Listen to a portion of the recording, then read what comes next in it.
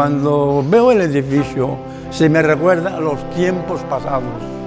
Cuando yo venía, cuando yo cantaba, cuando yo me paraba en los balcones con la muchachita, cuando subíamos, cuando bajábamos, eso forma parte de la historia.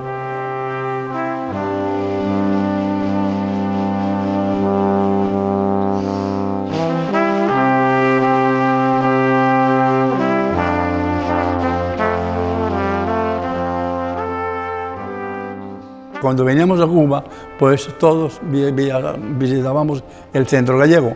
Hoy, desde luego, el Centro Gallego existe y entonces ya lo que visitamos es las sociedades, porque ya lo que se llama el teatro, la parte de la cantina, donde se hacía cultura, donde se bailaba, que era en el último piso, ya eso, desde luego, formó parte del patrimonio nacional de Cuba.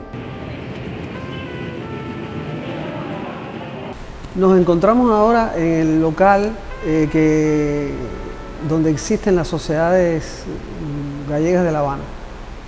En este edificio que era el antiguo Centro Gallego y hoy es el Gran Teatro de La Habana, Alicia Alonso.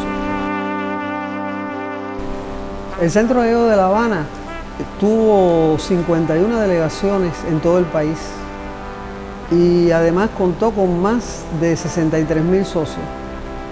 Y aquí pues surgieron la bandera gallega, se ondeó por primera vez en un puerto cubano.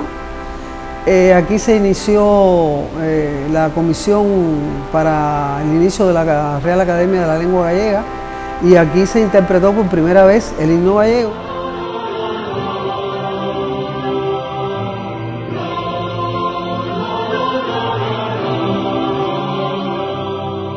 Es cierto que el himno gallego, donde se tocó por primera vez en el mundo, fue en el muy ilustre Centro Gallego de La Habana. Pero es que las partituras, donde se formó las partituras, fue en esta misma sociedad. La sociedad prestó las partituras al Centro Gallego para que se usara por primera vez. Y en aquella caja fuerte que hay allí están guardadas las partituras del himno gallego que no las tiene Galicia.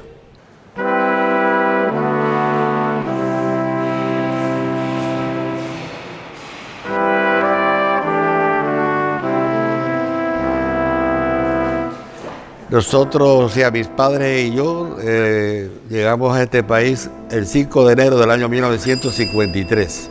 La primera cosa que nosotros vimos y que nos despertó la atención fue que desde el barco veíamos todo el movimiento del malecón con todas las luces prendidas, acostumbrados a venir de un pueblito donde si había una luz en una casa era muy difícil. Un familiar que era el que te estaba reclamando o que se estaba haciendo cargo de ti llegaba ahí al barco y se empezaban a gritar los nombres. Fulano, fulano, fulano. Y todos los que veníamos en el barco estábamos nada más que mirando ese momento. Llega el momento de atracar. Atracamos, bajamos, salimos y era un ruido tremendo, desesperante, acostumbrado a un silencio total. Entramos en lo que es la urbe esta que en aquella época convulsionaba mucho.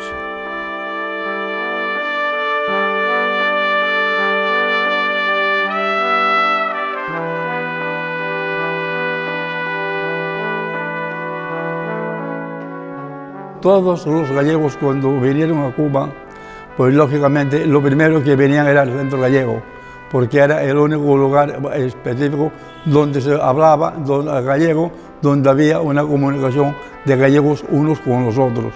Había abajo el teatro, arriba, como usted sabe, había una cantina, había un salón de juego, se jugaba baraja, se jugaba dominó, jugaba ruleta, se jugaba todo ese fenómeno.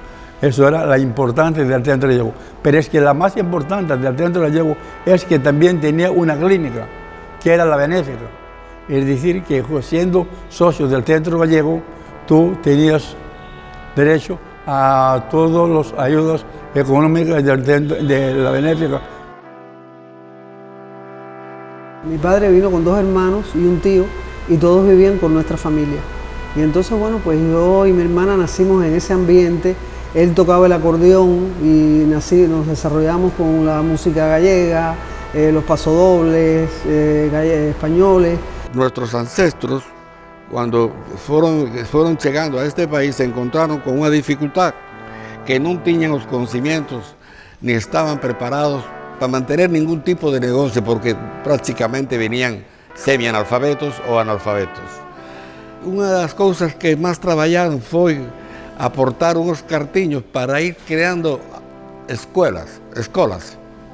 Tuvieran un lugar donde tener una educación más boa que ellos pudieron traer aquí a este país. La colonia gallega, en la primera década del siglo XX, compró el antiguo Teatro Tacón, que era un gran teatro, el más céntrico de La Habana, porque estaba enclavado en este lugar.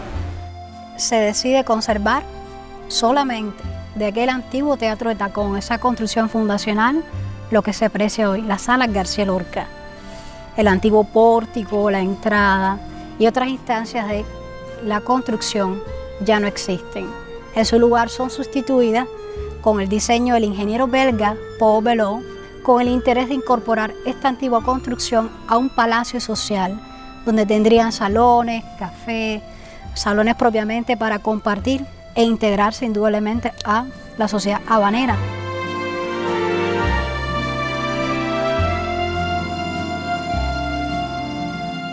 Yo nunca había soñado ver un edificio de estas características. Este palacio era y es maravilloso. Sin contar que aquí se celebraban unas fiestas anuales donde venían todos los gallegos, veníamos aquí a bailar. Todos los asociados que venían al Centro Gallego de La Habana había que venir elegantemente vestidos, de cuello y corbata. Las muchachas que venían y las que tenían novio podía venir con su novio, pero no podía tocarle, ni siquiera podían pararse en el balcón, porque cuando se paraban al balcón, inmediatamente le quitaban el carné a la asociación. Con ese carné era prácticamente el salvoconducto para todo el gallego que venía a este país, porque era el carné que te servía para todas las actividades culturales que se celebraban aquí.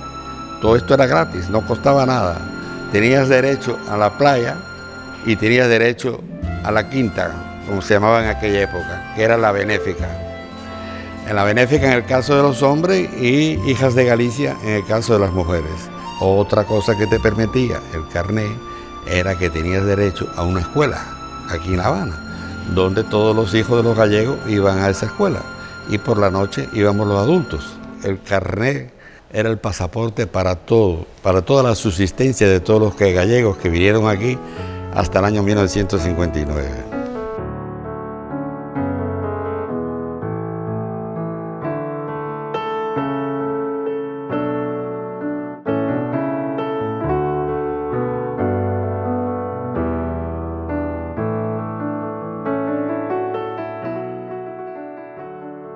Un hecho muy importante relacionado con la historia del Centro Gallego es la fundación de la Sociedad para Mujeres denominada Hijas de Galicia.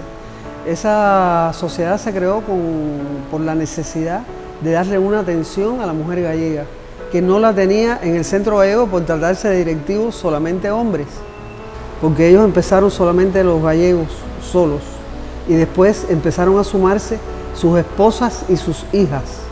Inclusive el presidente de la Sociedad de Hijas de Galicia era un hombre y su esposa entonces era miembro de la directiva, que era la que ya trabajaba más con el desarrollo del trabajo de la sociedad.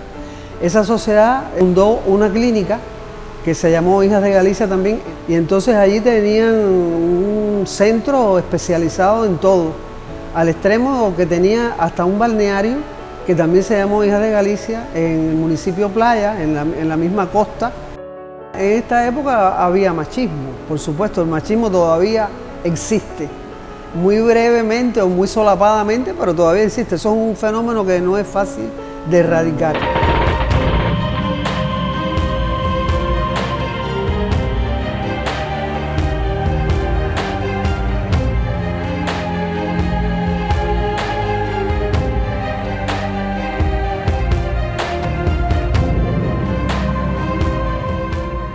Después del 59 hubo dos corrientes. La corriente que estaba a favor de la revolución y la corriente de los que no estaban a favor de la revolución. Eso fue una lucha bastante ardua entre sociedades, porque no todo el mundo estuvo de acuerdo con los cambios que se precedieron después. Eso llevó a que este local o este edificio fuese intervenido. Y a partir de ese momento ya esto es estatal.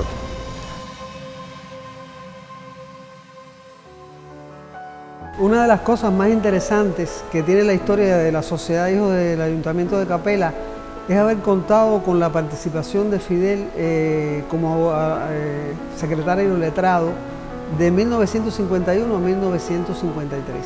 Y de las cosas más importantes que hizo fue la reforma del Reglamento General de nosotros, que se reformó en el año 53. También participó en alguna junta general, también enviaba notas de prensa a la prensa de la época.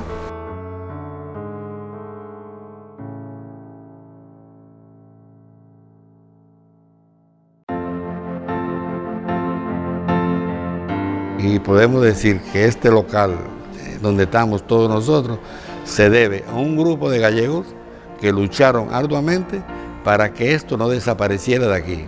Y gracias a esos es que este rinconcito y el otro rinconcito que está en la parte de atrás se mantiene y lo utilizamos como centro gallego de La Habana.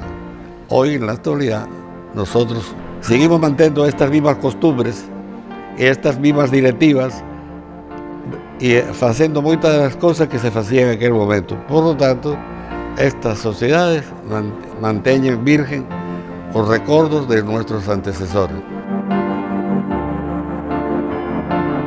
El futuro es lo que nos preocupa. Ahí es donde más trabajo tengo ahora, porque realmente es donde más necesaria soy. Este año con la pandemia han sido bajas algunos presidentes y esas directivas se han quedado un poco desprotegidas. Y estamos desarrollando un proceso de reflexión con los presidentes, de ir rescatando personas que se comprometan a garantizar el futuro, a ir garantizando el futuro. Se trata de personas que sientan cariño por las sociedades, que sean descendientes, que tengan posibilidades de trabajar para ellas, para juntos analizar qué podremos hacer a partir de ese momento con los cambios que se avecinan en la sociedad cubana y la realidad que tengamos nosotros de personas que quieran seguir manteniendo el trabajo que hemos desarrollado hasta ahora y que sean capaces de mantener e impulsar todas las cosas que se vienen en el futuro.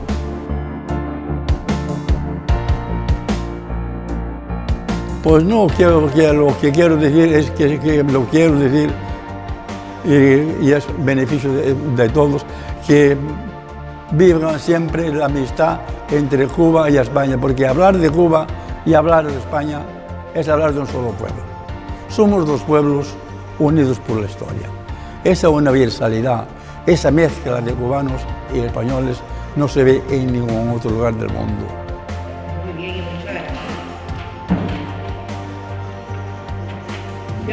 Ya me pongo el chibangán.